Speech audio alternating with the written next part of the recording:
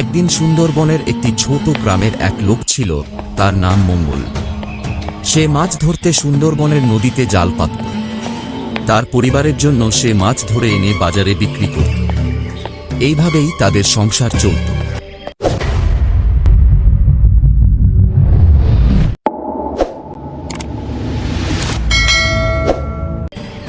হায় রে, আজ তো আকাশে অনেক মেঘ।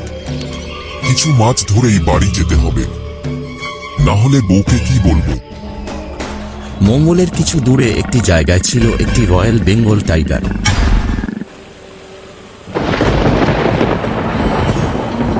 বৃষ্টি চলে এলো। জঙ্গলের পশু পাখি সবাই যেন টাইগারের শিকার না হয়, এই ভয়ে সব পক্ষী প্রাণী দৌড়ে পালিয়ে যাচ্ছে। দেখ ভাই, আকাশ ভালো নয়, আর বাঘ যখন তখন আসতে পারে, তাই বাড়ি দেখে রওনা দিয়ে চল। চল চল চল।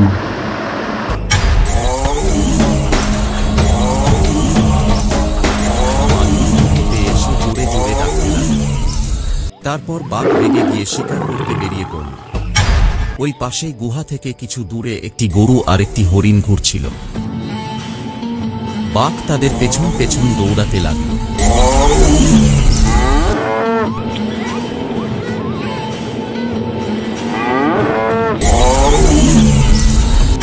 কে কে কে রে? বাপরে, মনে হয় বাঘ কাছেই আছে। পালাই বাবা, বাড়ি ফিরতে হবে। তার বউ রূপা তার জন্য অপেক্ষা করছে বাড়িতে। সে মাঝ রাস্তায় হাঁটতে হাঁটতে কিছু দূরে আসতে হঠাৎ পিছনে তাকিয়ে দেখে বনের ভিতর থেকে বাঘ তার দিকে আসছে।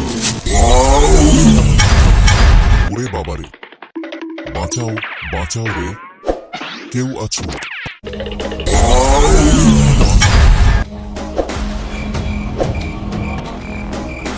আরে না না, যা যা, বাঁচাও।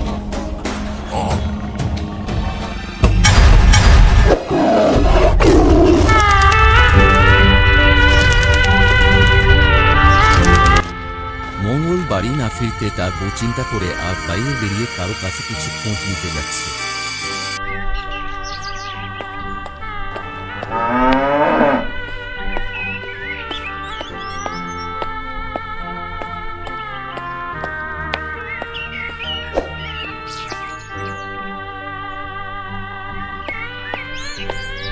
নমস্কার দাদা, আমি মঙ্গলের বউ। মঙ্গল কাল রাতে মাছ ধরতে গিয়ে এখনো আসেনি।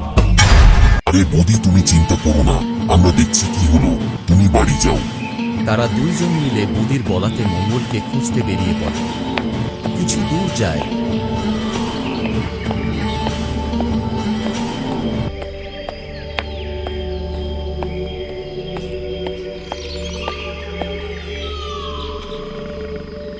তার গুহায় ফিরে পড়ে।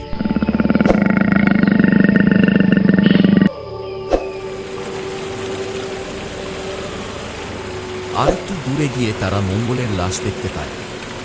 দেখে বলে, কি হাল করেছে রে বাবরে।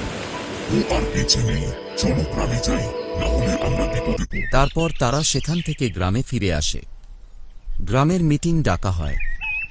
গ্রামের প্রধানকে সব ঘটনা জানানো হয়। তারা বলে, আমরা কোনো সিদ্ধান্ত নিতে পারিনি। হাতি আর বাঘ দেখা দেয়,